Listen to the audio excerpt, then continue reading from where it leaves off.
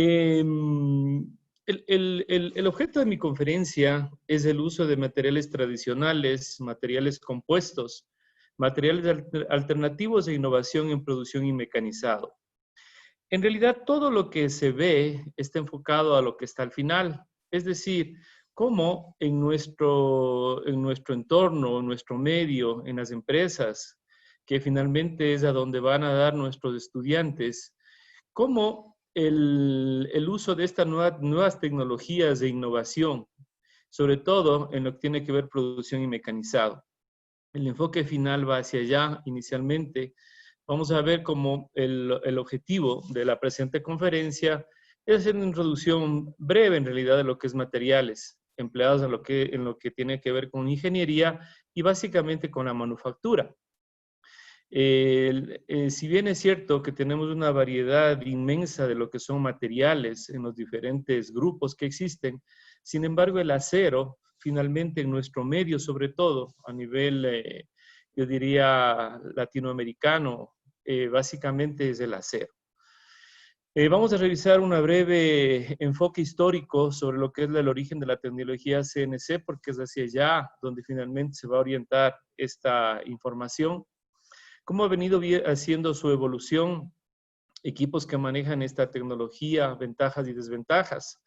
Todo lo que es la parte, lo que es una máquina CNC, es en realidad un conjunto de varias tecnologías en la que los miembros que estamos integrados en esta conferencia estamos relacionados. La parte de mecánica, la parte de eléctrica, la parte electrónica, la parte de comunicación, de informática, se unen en una máquina CNC que finalmente se usa en una empresa de manufactura que es hacia donde vamos.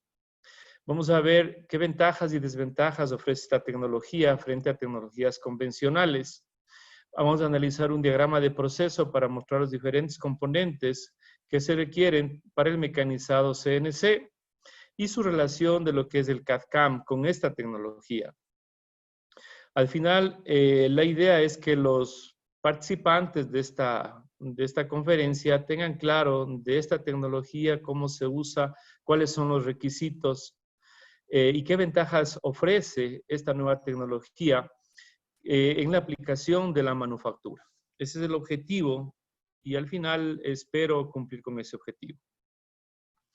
Cuando hablamos de materiales, en realidad, aunque parece que fuesen 3 grupos y se circunscribe a algo pequeño, sin embargo, la variedad de materiales que existe es sumamente grande y los materiales que se utilizan en lo que es manufactura también.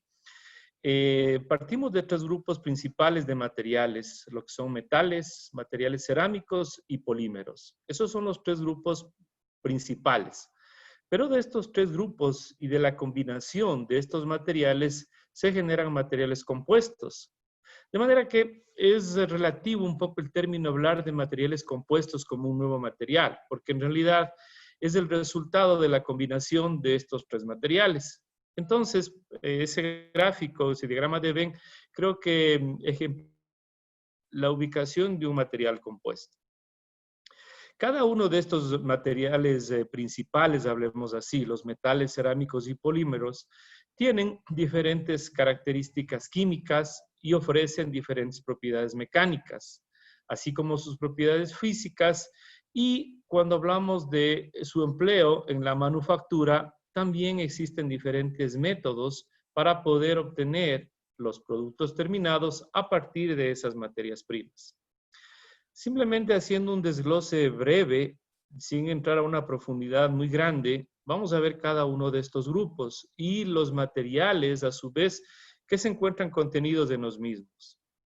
Por ejemplo, dentro del grupo de los metales, tenemos 2 grandes grupos, los ferrosos y no ferrosos, y la mayoría de los metales en realidad son aleaciones cuya característica final es mejorar sus propiedades de diferente tipo.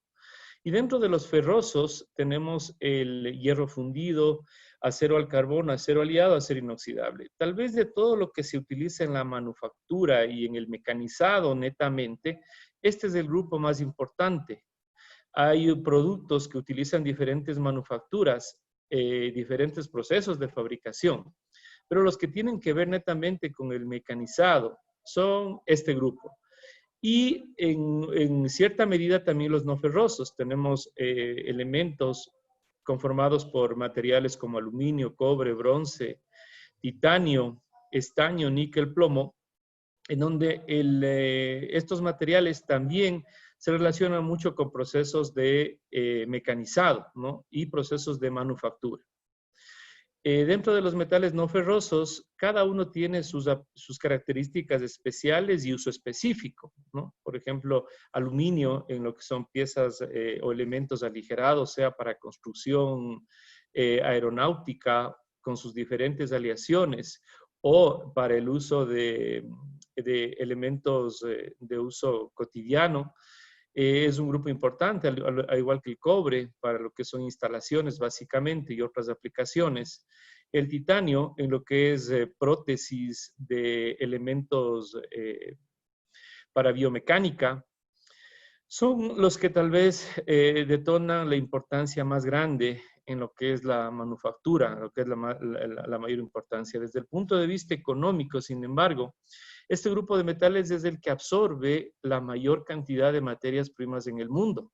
Casi todo lo que nosotros usamos o las empresas emplean se encuentra en este grupo de materiales. Esto se convierte, como digo, desde el punto de vista de la manufactura y desde el punto de vista de la producción, el grupo más importante de todo lo que podemos fabricar. Hay el otro grupo que es el de no metales. Aquí una clasificación en 4 grupos fundamentales que son polímeros, otros materiales, cerámicos, vidrios y dentro de los inorgánicos otros materiales. También tienen sus aplicaciones, pero no tanto con la manufactura y con el mecanizado. Utilizan una gran variedad de procesos para su fabricación. Por ejemplo, en los termoplásticos vemos ahí ABS, nylon, que dentro de lo que es prototipado se utilizan mucho. Asimismo, existen otros tipos de materiales como termoestables y elastómeros que tienen sus aplicaciones de acuerdo a sus características y sus propiedades. Dentro de este último grupo, simplemente para un poco destacar los más importantes, tenemos los materiales cerámicos, cuyo resultado final se obtiene por la unión de polvos, en donde la temperatura a la cual se realiza la unión es inferior a la de la fusión del material más bajo, de punto de fusión más bajo. Y en el caso de los polímeros, hablamos básicamente de 3 grupos: los termovariables, los termoestables y los elastómeros. En donde en el primer grupo, el de los termovariables, los materiales pueden estar sujetos a cambios de temperatura sin afectar en realidad su estructura. Es decir, pueden estar sometidos a calentamientos o enfriamientos y su estructura interna básicamente no se afecta. Los termofijos, en cambio, tienen una estructura rígida. Después que han sido enfriados de su proceso de manufactura, adquieren este tipo de condición. Y los elastómeros, cuya característica principal es la de la alta elasticidad, como por ejemplo el caucho. Todos los materiales, como digo, tienen su aplicación y tienen su aplicación en la manufactura, pero no van orientados hacia el mecanizado, que es el objetivo final de lo que vamos a ver. Dentro de los compuestos avanzados ha habido una evolución bastante alta y ahí podemos ver un diagrama de barras en donde la mayor cantidad de aplicaciones que se da a estos materiales compuestos es en la industria automotriz y aeronáutica. Cabe destacar que un material compuesto genera muchas ventajas, por ejemplo, la relación que existe entre la resistencia frente al peso. Pero sin embargo, una desventaja que todavía sigue siendo latente es su costo. En la industria automotriz y aeronáutica son apreciados porque, sobre todo en aeronáutica, el hecho de reducir el peso para adquirir mayor capacidad, por ejemplo, de carga de vehículos espaciales o de aviones, es una característica muy importante.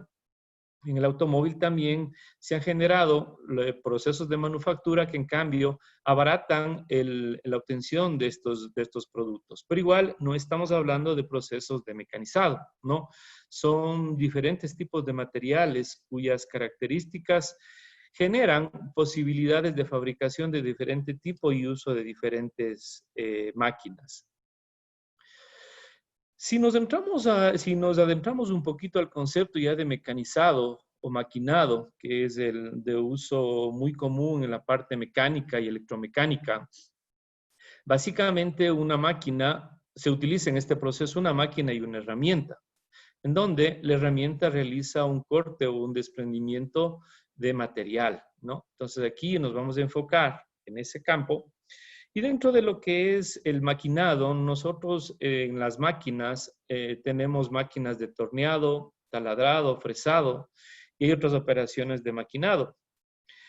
El uso ya del maquinado propiamente, como hemos dicho, la orientación mayor se va a dar a lo que son metales. Este gráfico, esta presentación, esta lámina muestra lo que es una evolución desde una actividad antigua en donde se realizaban trabajos manuales, hablamos del 1800 hacia atrás.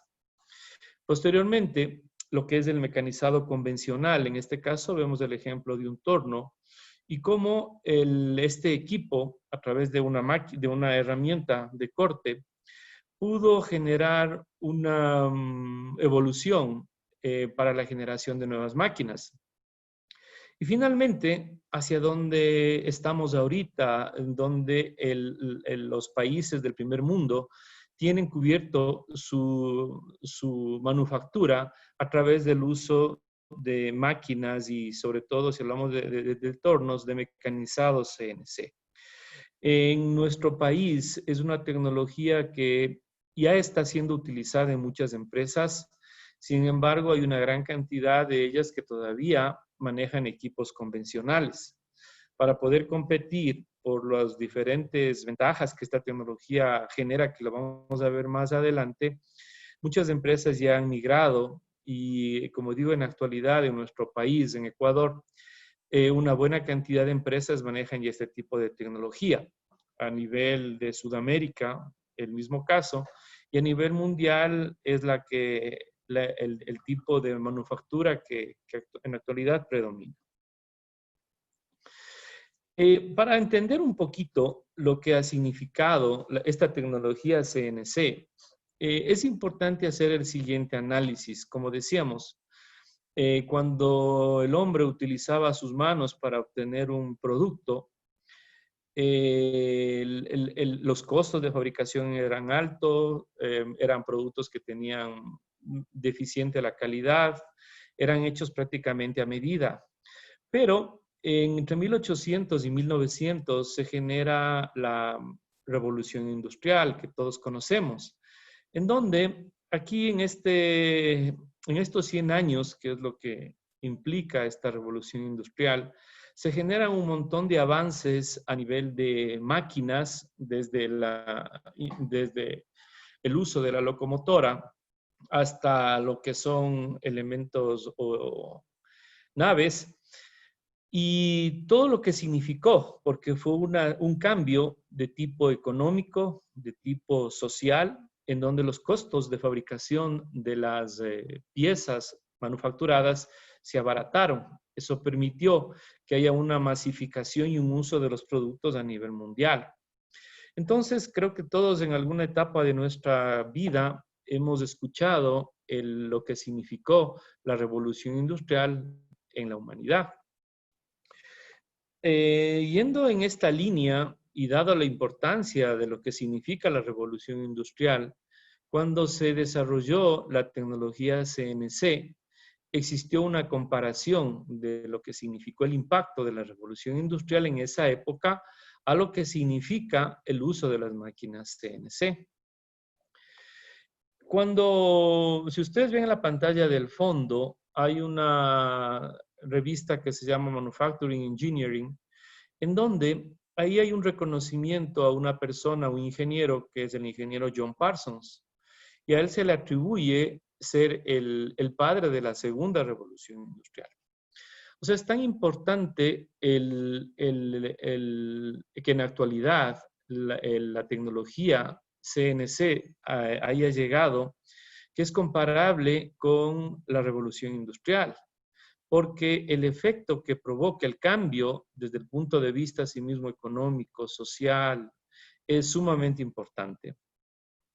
Y dentro de lo que es el desarrollo de CNC, está este ingeniero que no tuvo como fin el diseñar una máquina nueva, sino lo que quiso es solucionar un problema que tuvo. Cuando fue contratado, bueno, su padre tenía una empresa que hacía autopartes y en la época de la Segunda Guerra Mundial, muchas empresas se dedicaron a fabricar cosas para la Fuerza Aérea de Estados Unidos y él se logra vincular a través le adjudicaron un contrato para la elaboración de las hélices de los helicópteros, que en esa época eran de madera. Pero él se encuentra con un problema que al ser el perfil aerodinámico, este perfil estaba en 3 dimensiones. Entonces entró en un problema de cómo asegurar la precisión de la fabricación de esos álabes. Y es lo que motiva la idea en unión con otro ingeniero, apellido Sturing, para adaptar una máquina contadora IBM a una fresadora y determinar las posiciones en 3 dimensiones de los puntos de la hélice y de esta manera garantizar un sistema de calidad, de precisión de las álabes fabricadas. A él le hacen este reconocimiento porque en realidad una máquina es eso. En este caso es un controlador, que es un computador, que a su vez permite hacer una interfaz con el operador que previamente carga un programa en código G y que este controlador lo que hace es la ejecución o la actuación de servomotores que al final ponen en movimiento los diferentes componentes de un equipo CNC. Si bien es cierto, él no quiso diseñar una máquina nueva, lo que quiso es solucionar un problema. Y a través de esta idea, solucioné el problema y en definitiva, la idea de lo que son las máquinas CNC se llegaron a desarrollar con la colaboración de él y del MIT posteriormente. Pero hay otras 2 personas también que han estado vinculados, porque en la actualidad lo que es la tecnología CNC requiere de 2 componentes más, lo que es el CAD y lo que es el CAM. Y aquí hay 2 personas adicionales que también en su campo contribuyeron grandemente en el desarrollo de lo que es CAD y CAM. Patrick Hanratty es un doctor, Iván Sutherland también, son doctores en informática y ellos se les atribuye al doctor Hanratty lo que es la elaboración del primer programa que dio origen o fue la base para la elaboración futura de programas CAD-CAM. Él dejó las bases. Y en cambio, Iván Sutherland, él se preocupó de la interfaz, cómo hacer más amigable el entorno del usuario con la computadora. Entonces, en la actualidad, cuando hablamos de CNC, necesariamente estamos vinculados a un campo que es adicional, que es el CAD y el CAM. Y ese fue el origen de esta tecnología nueva.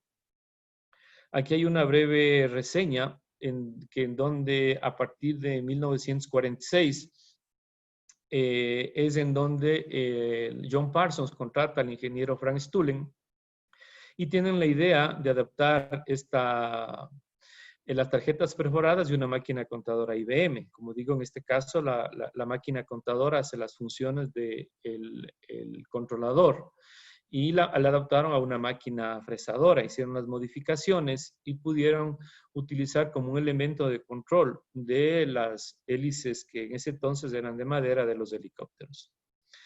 Quien ha estado atrás de este financiamiento en realidad ha sido la Fuerza Aérea de Estados Unidos. Lo que es CNC es un desarrollo de una tecnología que nació en los Estados Unidos.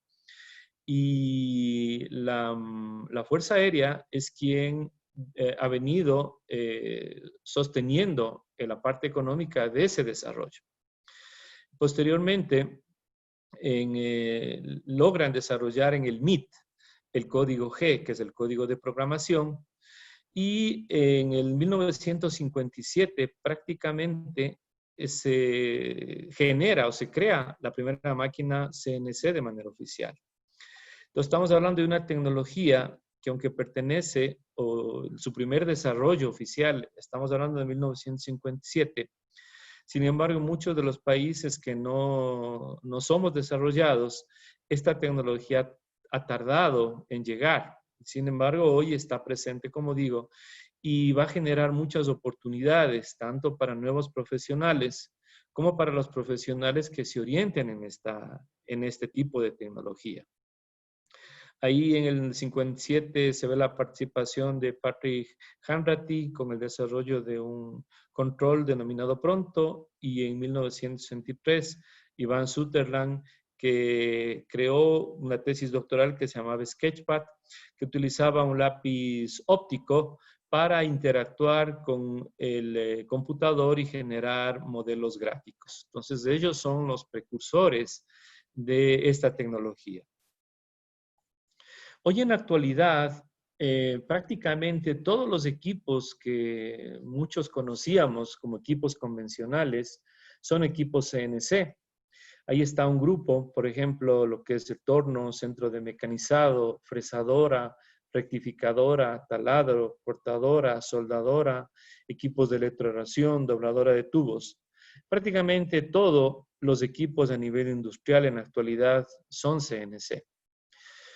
Y una forma de identificarlos es porque todos tienen el controlador. El controlador es de esa cajita negra que apreciamos en todas las máquinas y es la que permite establecer el interfaz entre el operador y la máquina.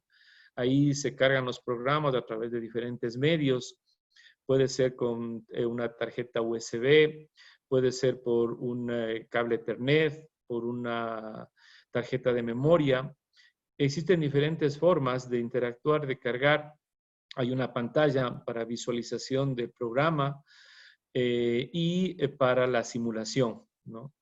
Adicionalmente, estas máquinas tienen seguros que ayudan a evitar, a incrementar la seguridad para el operador. Entonces, prácticamente no hay máquina convencional que en la actualidad no tenga este tipo de tecnología. Por eso también es la importancia de su conocimiento y su desarrollo y, como digo, oportunidades de trabajo, tanto para estudiantes como para profesionales. Esta es una tablita que un poco resume ventajas y desventajas, que vamos a ver unas pocas simplemente para conocimiento. Por ejemplo, mejorar la planificación de operaciones. Aquí nosotros tenemos que tener claramente establecida la secuencia en la que vamos a hacer cada una de estas operaciones. Son máquinas que tienen alta precisión. Por ejemplo, yo estoy a cargo del laboratorio, la Vintecnim, en la Escuela Politécnica Nacional, donde tenemos un torno Romi C420. Nosotros podemos controlar el movimiento de la herramienta hasta una milésima de milímetro. Eso indica la alta precisión en la que se puede manejar la posición de una herramienta respecto a una pieza. Existe reducción de los errores de los operarios porque el programa que se realiza, si es que los tiene, se los corrige y una vez que está corregido ese programa simplemente se repite en el mecanizado de las piezas. Se minimiza la habilidad por el conocimiento. Antes en las máquinas convencionales para manejar un torno se necesitaba que la persona que opere desarrolle esas habilidades. Ahora, un ingeniero, si tiene el conocimiento, ya no necesita tener la habilidad, porque ya no lo hace sus manos, sino el programa que ejecuta este mecanizado. Se reducen los tiempos de mecanizado, piezas que normalmente pueden durar 2, 3 horas en la fabricación. Estamos hablando de unos 10, 15 minutos en un equipo CNC. Se pueden hacer piezas en serie. Una vez que tengo un programa, ese programa permite la generación de nuevas piezas. Existe mayor productividad al tener mayor cantidad de unidades por tiempo. Existe mayor control sobre el proceso. Se permiten hacer piezas difíciles de mecanizar. Hay piezas si tienen una forma específica que el operador, por más habilidad que tenga, no lo va a poder desarrollar en función de las dimensiones del plano. Sin embargo, al poder controlar la posición de la herramienta, esta pieza va a poder ser obtenida sin dificultad. Existe una alta calidad, buen acabado superficial, reducción de costos de calidad al no existir piezas mínimas defectuosas, reducción de desperdicios, por efecto también de reducir piezas defectuosas. Se puede hacer simulación antes del mecanizado, es decir, podemos ver cómo va a ser el mecanizado antes de mandar la ejecución y existe mayor seguridad para el operador. Dentro de las desventajas, en forma general, la mayor y la que tiene un efecto que hay que considerarlo es el costo, tanto a nivel de máquina como a nivel de herramientas, como a nivel de mantenimiento. Eso es quizás la desventaja más grande de este tipo de tecnología para los países que estamos en vías de desarrollo, porque siempre el tema económico es un factor importante que tenemos que analizar. Este es un diagrama de proceso y lo que vamos a hacer es viajar por este diagrama de proceso y ver cómo a partir de un requerimiento que sería una pieza que queremos manufacturar, ¿qué es lo que tenemos que tener en cuenta para llegar a una pieza terminada? Ahí tenemos por un lado el programador, puede ser el mismo operador en las industrias más grandes. Se tiene un grupo de programadores que ejecutan todo lo que es el modelado CAD/CAM y el operador de máquina, que es el que puede atender una o varias máquinas dentro de una empresa de manufactura. Está la máquina CNC que va a desarrollar el trabajo, el material que es el que se va a utilizar, el método, la forma de elaborar ese programa y las herramientas. Estos son los campos que quien maneje una tecnología CNC debe estar claro, debe conocer para seguir ese proceso de mecanizado CNC. El primer punto, el punto de partida es un plano. Como en cualquier proceso de manufactura, ese plano debe denotar todas las especificaciones y las dimensiones de la pieza que queremos obtener. En función de eso, se hace un modelado 3D. Este modelado 3D lo que va a permitir es el uso de la información gráfica que está contenida al generar el modelo para que el CAM lo utilice en el perfil que se va a generar el mecanizado. Al hablar de software, nosotros tenemos el software CAD. Existe software CAD, existe software CAD/CAM y hay software CAM. Y hay un grupo de software que son los dos, que es CAD/CAM. En el caso de la programación, tanto el programador como el operador deben conocer la programación en código G, puesto que cuando el objetivo final de hacer un CAM es obtener un código, que es el código G. Este código a su vez se carga en la máquina y es la que permite la ejecución de la operación de la máquina, tanto a nivel de herramienta como de la pieza. Entonces necesita saber la programación en código G, necesita tener un conocimiento de herramientas, insertos por herramientas, software CAD, software CAM y la operación de la máquina. Y aquí tenemos una gran variedad de software. Nosotros en la Politécnica, por ejemplo, manejamos SolidWorks y SolidCAM, tanto para lo que es la elaboración de CAD como de CAM.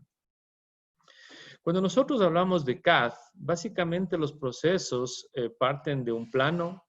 Dentro del software se define un croquis. Dentro del croquis estamos hablando de entidades de dibujo, líneas, arcos, relaciones que existen entre estos elementos, las cotas que definen el dimensionamiento. Y una vez que el croquis está completo, definimos lo que se llaman operaciones y estas operaciones permiten obtener el modelo final de la pieza que queremos elaborar.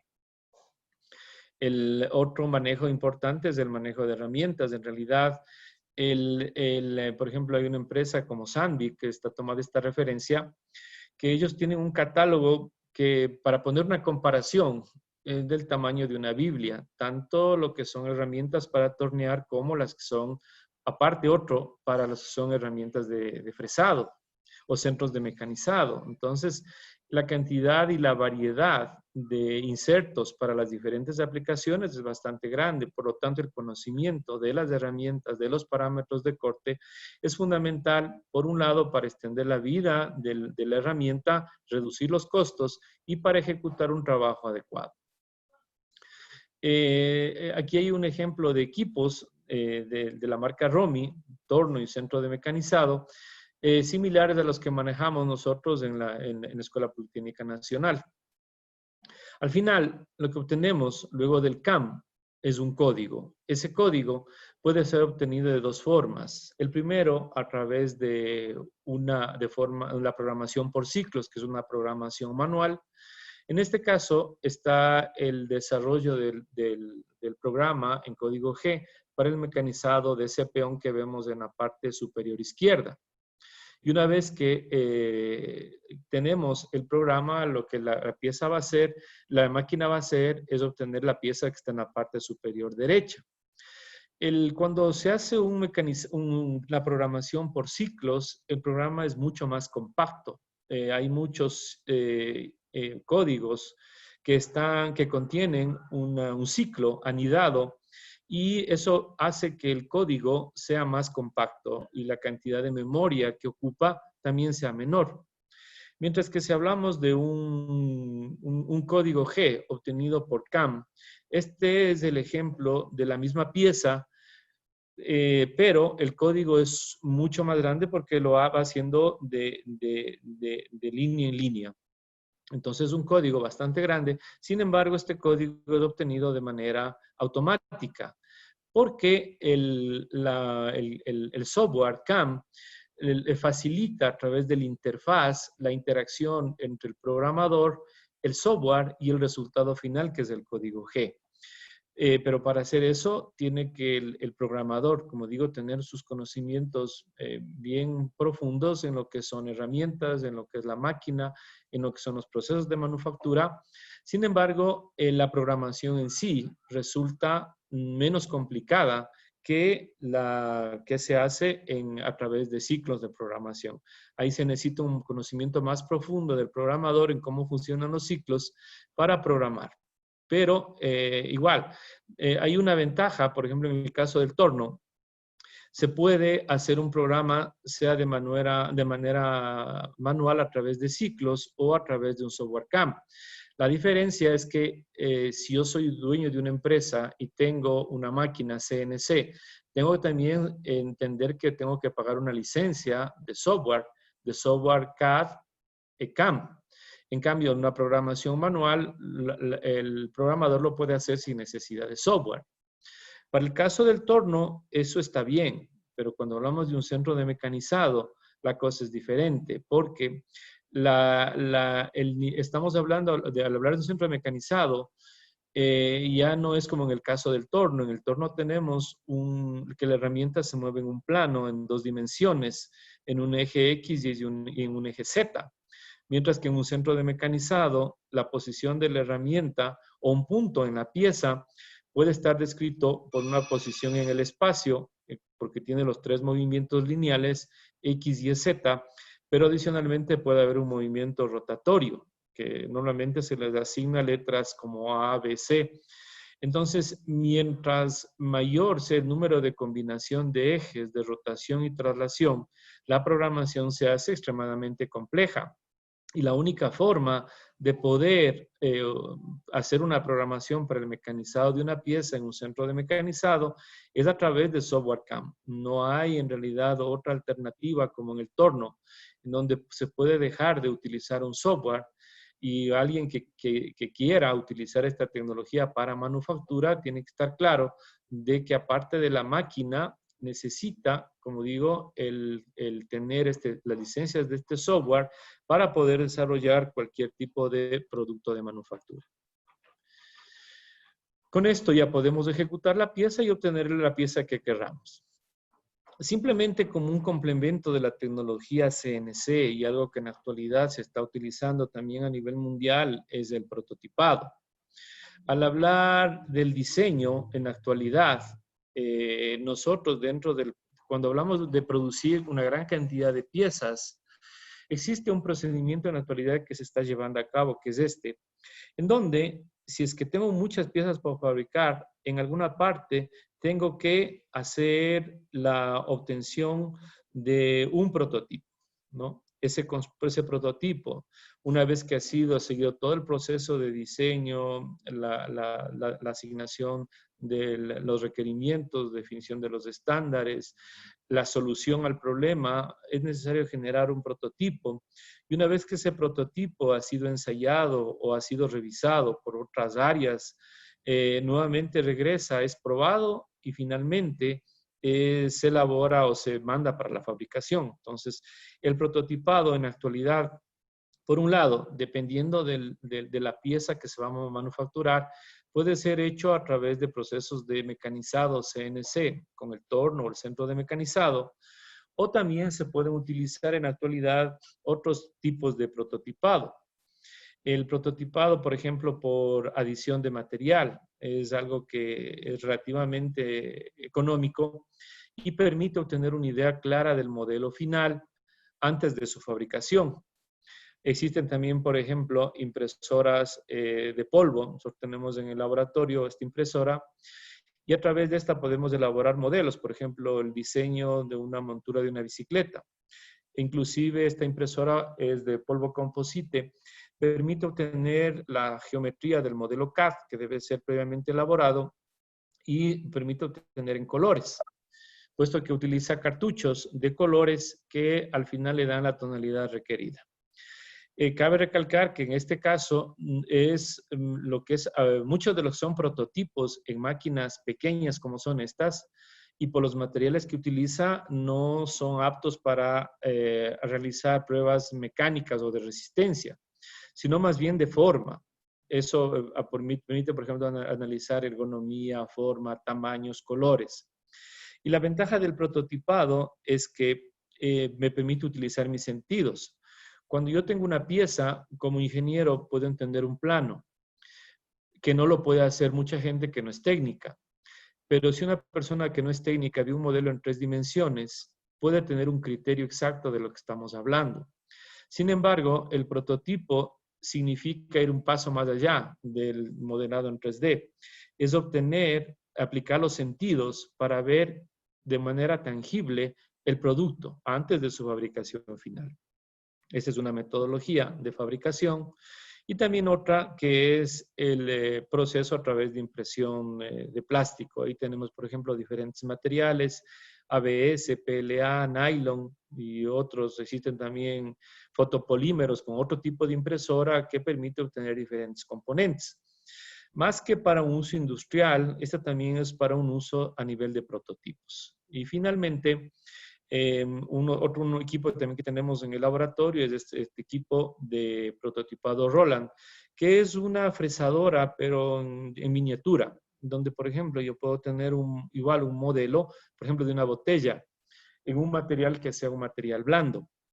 Y de esa manera, ver las condiciones, tamaño, volumen, forma, e inclusive compartir con personas de otras áreas de la empresa, por ejemplo, la gente de marketing, de ventas, que ellos finalmente son los que toman muchas decisiones sobre un nuevo producto y de esa manera hacer un feedback al diseñador para hacer los cambios y una vez que el modelo se tenga finalmente establecido, tomar una decisión. Hay muchas empresas que manejan este tipo de prototipos, por ejemplo, Plastigama, antes de crear un nuevo producto, genera un modelo, obtiene un prototipo, la gente lo analiza y finalmente toman decisiones que luego se van a convertir en un producto final. De mi parte, eso es la presentación que tenía planteada y como digo, el objetivo fundamental era compartir lo que es la tecnología CNC, un poco las personas que lo manejan, compartir, intercambiar ideas y la gente que de pronto esté interesada pueda aprender y entender un poquito de en qué consiste esta tecnología, cómo se la puede desarrollar y sobre todo algo que, como digo, va a significar fuentes de trabajo para mucha gente, no solamente a nivel nacional, sino también a nivel mundial, en donde esta tecnología actualmente a nivel de empresas está vigente.